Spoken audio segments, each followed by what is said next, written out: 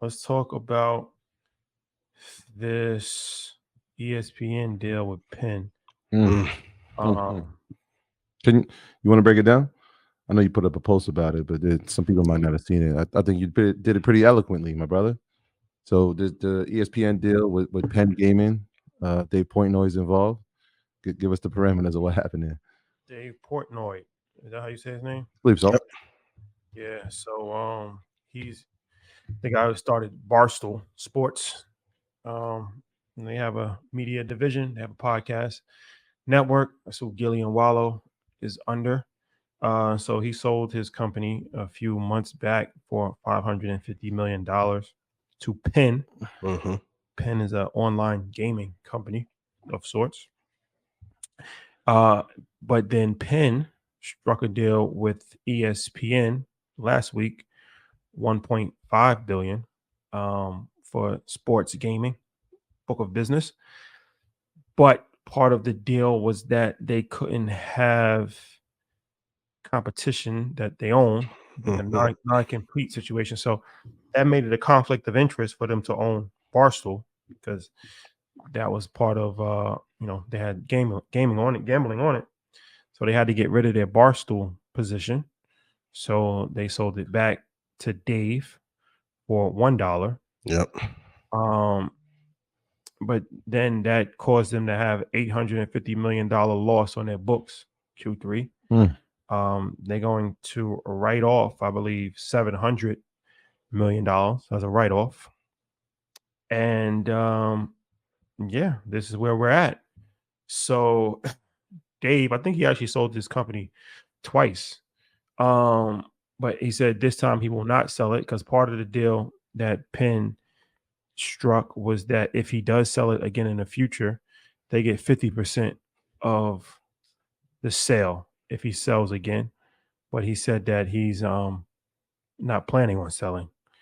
So sells his company for 550 million, buys it back for $1, Mm-hmm. then loses 850 million, but strikes a deal with ESPN for 1.5 billion. Mm. And that's where we're at. Um, kudos to Dave. I don't think he gets enough credit for some of his ingenuity and in that space. As far as the Penn and ESPN deal, would it'll now be called ESPN Bet? I keep saying that every business on earth is going to be in the hedge fund business, especially as the market gets tighter, the economy gets tighter.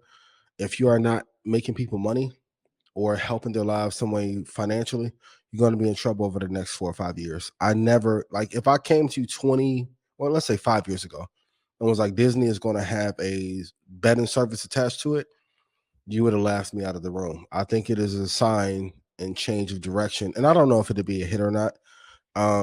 But I think it's a massive change in direction because a lot of the media properties that we've grown up with and loved are not working. Um, Brilliant move by Penn.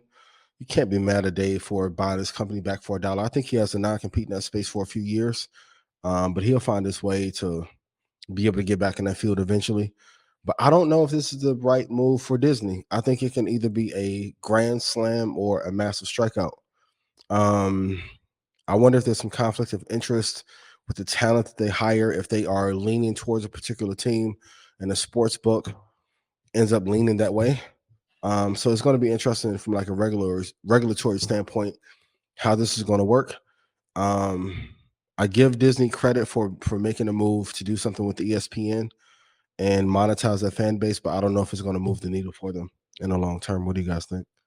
I'm with you on that. I think it's an interesting time for Disney. And we spoke about it very candidly about some of the mishaps and how they're going to have to try to raise revenue. Sports betting is something, I mean, we've seen it taken off, especially Yeah. when more states have allowed it to be done. And so we've seen it even from ESPN, a standpoint of if you watch some of the networks, it'll just be, especially like on Sundays. I think that the timing of the announcement is very important. Yeah. August is training camp. We know football is the biggest thing that gets betted on in this country. Mm-hmm. So they want to get this out and roll it out before the football season starts. So that's going to bring a lot of revenue. I think it'd be interesting to watch. There's already sports betting channels, right? And so now to have ESPN have a piece of it, I'm not sure how they're going to finesse it, where you can maybe do it live from your remote. Like, I want to see how it gets rolled out. But Yeah. it's interesting.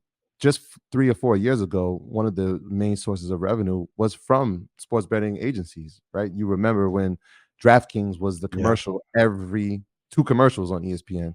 And so they lose that standpoint of getting revenue from then. And then you saw them on the floors of the NBA. And so that's a product that's played on ESPN and Disney. And so they're going to might lose revenue from that.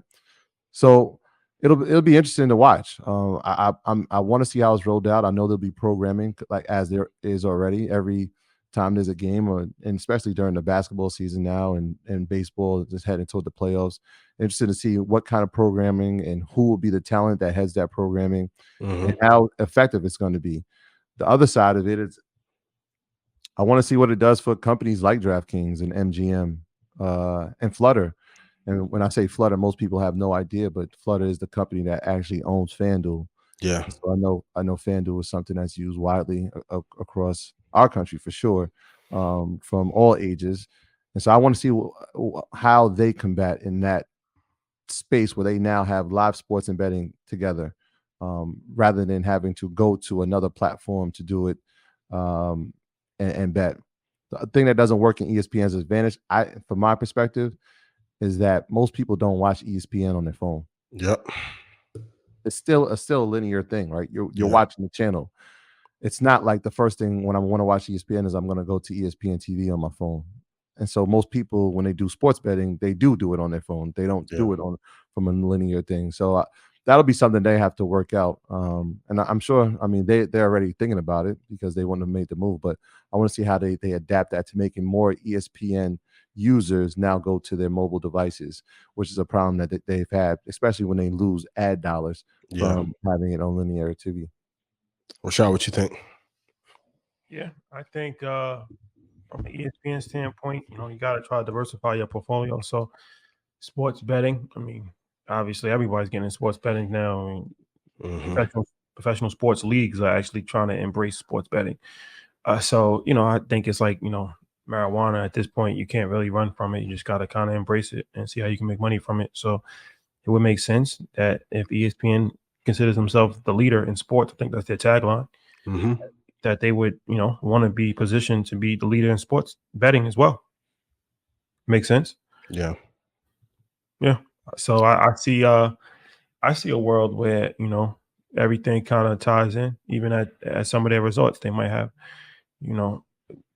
places to bet at their resorts that they own. Maybe not like Disneyland per se, but there's a lot of different Disney owned locations that could be more friendly towards gambling.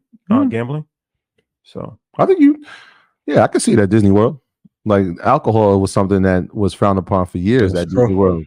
And now look at alcohol is permitted in the parks. And so what's to stop at ESPN's own that has a sports betting book? I mean, well, Disneyland for sure. So Disneyland in California, you're saying? Or I'm just saying Disney World. Oh, for sure. Yeah. Disney World is a little bit more geared towards kids, but Disneyland is more geared towards adults, I think. Yeah. So I think that places like Disneyland, maybe Disney World, and different Disney retreats all across the world and different things of that location. Like, people they have set up for you to gamble. Cruise ships. Yeah, cruise ships for sure.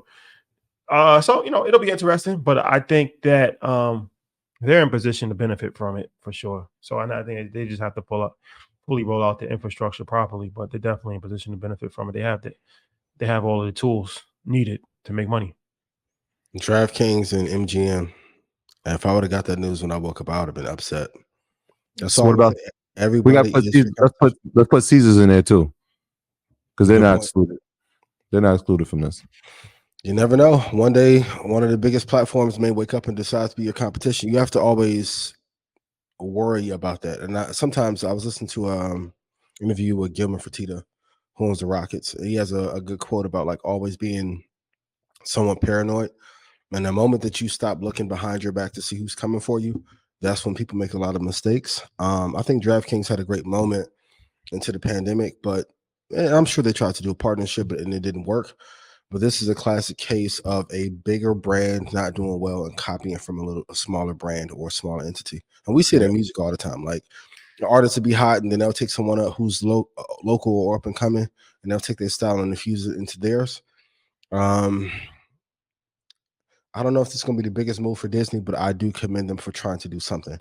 But MGM, Caesars, DraftKings, they're definitely going to be in trouble. Yeah, it saves on the advertising for sure. That was one of the things with DraftKings. It was like they spent so much money on advertising that it was tough to make a profit when you don't have all 50 states, or you don't even have half the states that are having legal sports betting. And so one of the things that they decided to do was cut back on the spending and cut back on the advertising and let the product be. So yeah, Disney has so much space that they can put advertising on that it becomes a natural fit for Penn. So, I mean, it'll be interesting to see. Yeah. All right.